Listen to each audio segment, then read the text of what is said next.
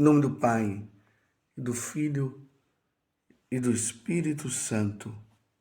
Amém.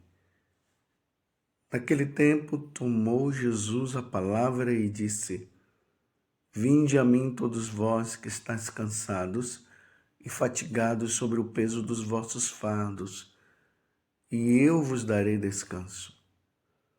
Tomai sobre vós o meu jugo e aprendei de mim, porque sou manso e humilde de coração. E vós encontrareis descanso, pois o meu jugo é suave e meu fardo é leve. Palavra da salvação. Glória a vós, Senhor. Meus irmãos e minhas irmãs, hoje a igreja celebra a memória de Santa Luzia. Na verdade, se tem pouco sobre a vida de Santa Luzia. Se sabe que ela foi do período do imperador Diocleciano, que foi um terrível imperador. Ele detestava os cristãos. Quando ele encontrava um cristão na frente dele, poderia-se saber que iria morrer. Então, Diocleciano foi um terrível e favorecia o martírio dos cristãos. Santa Luzia, porque era cristã, foi denunciada pelo noivo e rejeitado. Ao contestar, o prefeito Pascácio disse-lhe: sacrifício é puro diante de Deus visitar os órfãos. Ele retrucou dizendo que cumpria as ordens do imperador.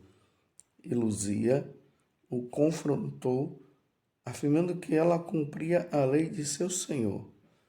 A partir daí, começou sua terrível tortura até o martírio. Porém, o amor a Cristo foi mais forte que a dor, e ela não cedeu aos intentos dos malvados. E aí, entregou a alma, morreu por amor a Cristo, morreu por amor à igreja. Em alguns lugares, alguns fatos, se diz que os olhos dela foram arrancados. Mas o que se sabe mesmo é que ela derramou o sangue por amor a nosso Senhor Jesus Cristo. Que nós sejamos fiéis a nosso Senhor, a Igreja Católica, como Santa Luzia foi. E aí nós vemos o Evangelho, que é o Evangelho de São Mateus, capítulo 11, do versículo 28 até o 30. Lembrando que nós estamos neste tempo de advento, onde nós somos convidados à vigilância, a viver a nossa vida toda voltada para o Senhor. E o Evangelho de hoje é um convite. Como eu acabei de dizer, né? Nós precisamos viver a nossa vida de fidelidade ao Senhor, nessa vigilância constante. Todos os dias precisamos vigiar, porque a qualquer momento o Senhor poderá vir na sua glória para buscar os eleitos, para buscar aqueles que são fiéis. Você é fiel ao nosso Senhor? É na tua fidelidade, como Santa Luzia, que nós receberemos a recompensa de um dia habitarmos no céu com o Senhor. E aí vem o convite. Vinde a mim. É o Senhor que está convidando. Vinde a mim, todos vós que estáis cansados e fatigados sob o peso dos vossos fardos, e eu vos darei descanso. Esse convite de nosso Senhor Jesus Cristo é um convite que Ele faz para que nós sejamos inteiramente dele. Precisamos ser inteiramente dele, porque as pessoas que vivem longe do Senhor, embora aparentemente elas acham que estão bem, elas não estão bem. Elas estão vivendo uma alegria, desculpe dizer, mas uma alegria mundana, uma alegria que é passageira, uma alegria que se baseia nos prazeres, uma alegria que vai se baseando numa felicidade, mas uma felicidade que é fora de Deus, mas que não vinga, que é somente por um tempo. Você pode observar, existe um chamado de Deus para que nós possamos amá-lo e servi-lo de todo o nosso coração. Porque quem nos criou foi Deus. Se você está aí me ouvindo agora, e se eu estou falando agora para você, é porque alguém nos criou. E esse alguém que nos criou, que criou todas as coisas, é Deus. E quem é esse Deus? É sempre bom nós fazermos esta pergunta porque ela é essencial para a nossa vida. Que Deus? Quem é esse Deus que eu estou servindo? É um Deus da criação da minha cabeça? Foi um Deus criado por algum povo? Mas esse Deus, ele foi visto? Esse Deus teve contato com o seu povo? Ou é apenas um Deus que se oferece sacrifícios e tudo mais, mas que no fundo, ninguém nunca ouviu, ninguém nunca o tocou? E se acredita que fazendo isso ou fazendo aquilo, vai se dar, ou vai se ter alegria, vai se ter felicidade. Então, que Deus? É o Deus do prazer? O Eros, lá dos gregos, dos romanos, o Cupido, quem é? É o Deus do dinheiro? Quem é? Que Deus você segue? De repente, lá em Jerusalém, na cidade, lá em Israel, de modo bem específico na cidade de Nazaré, aonde ele foi criado, mas as profecias diziam que ele iria nascer de uma virgem, que ele ia nascer na cidade de Belém e que ele viria para redimir, para salvar todos os povos, e todos os povos se voltariam totalmente para ele.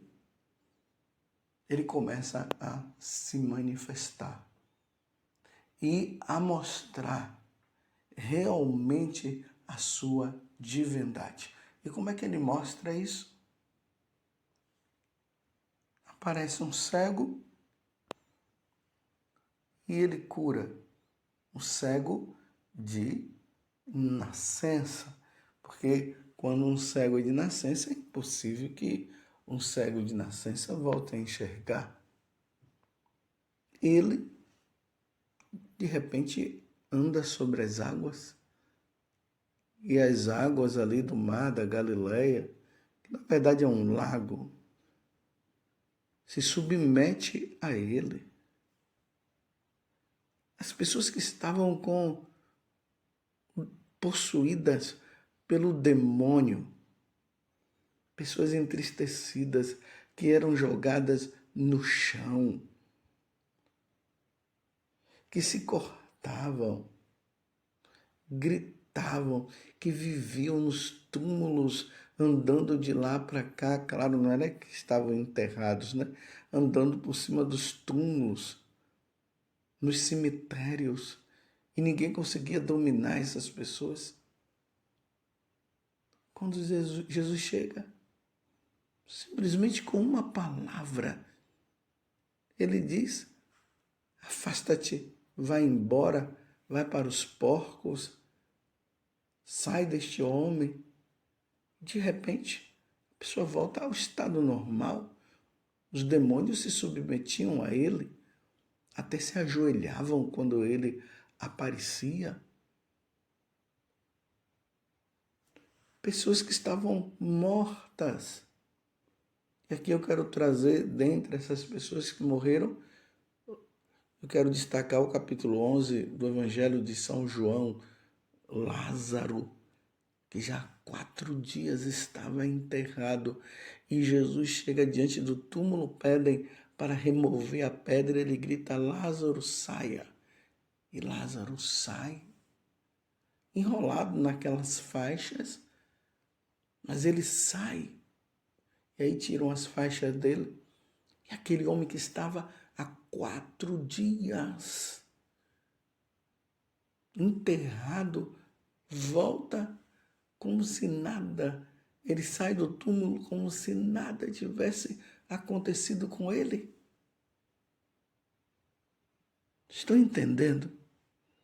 Nenhum Deus de nenhum dos povos você pode estudar aí as histórias, né, das religiões, e você vai encontrar que nenhum Deus se manifestou dessa forma, esteve caminhando diante das pessoas. São deuses, na verdade,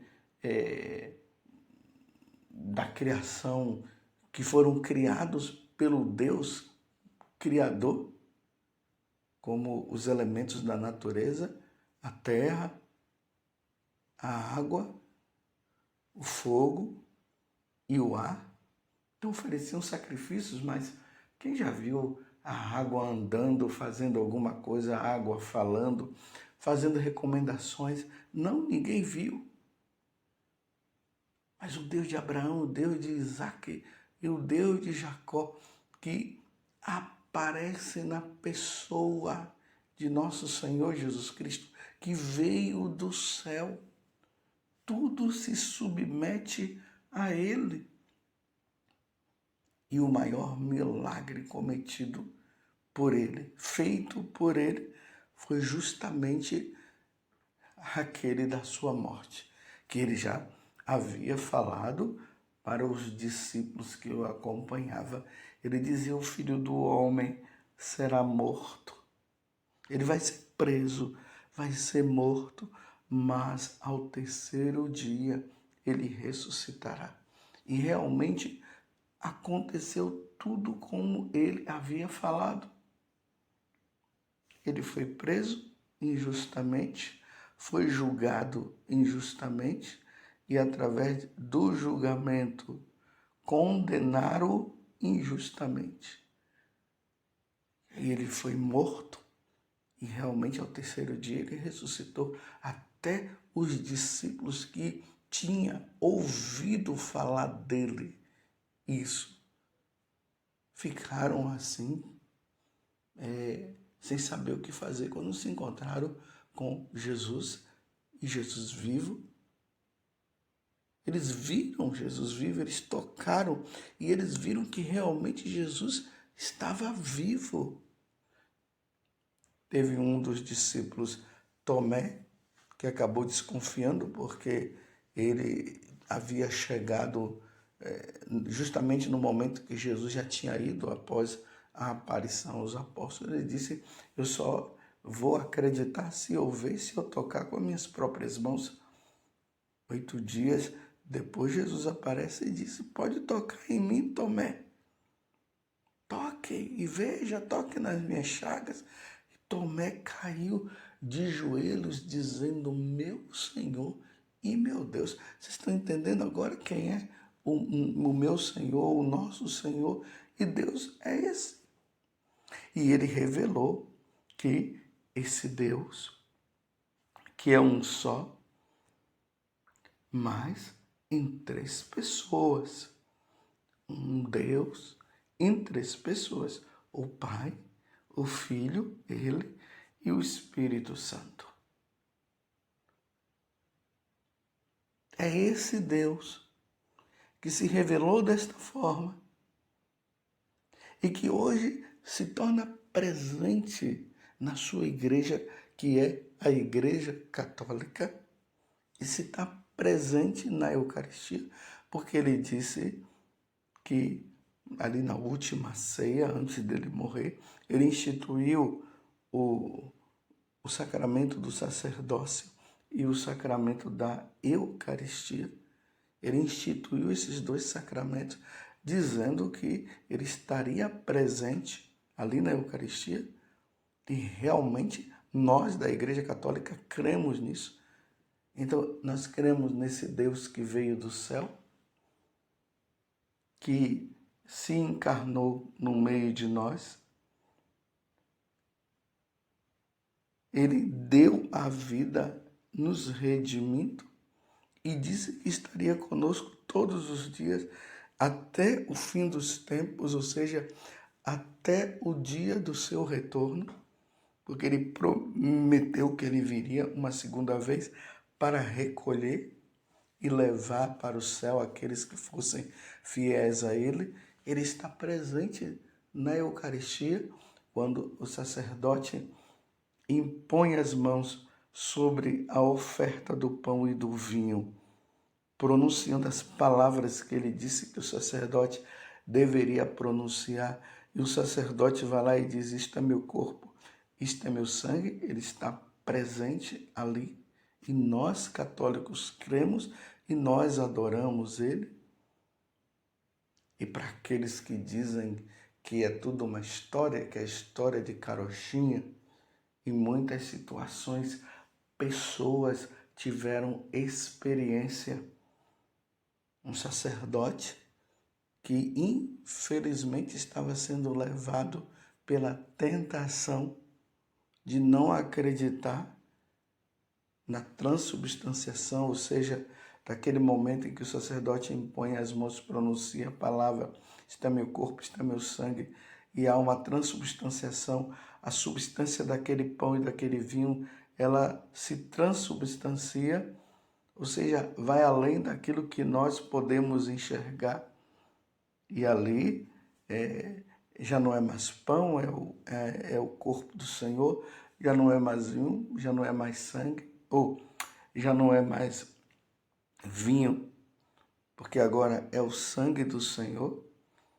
Então, voltando para esclarecer melhor, porque eu dei uma arranhada aqui, aquele pão já não é mais pão, é o corpo do Senhor, e o vinho já não é mais vinho, é o sangue do Senhor.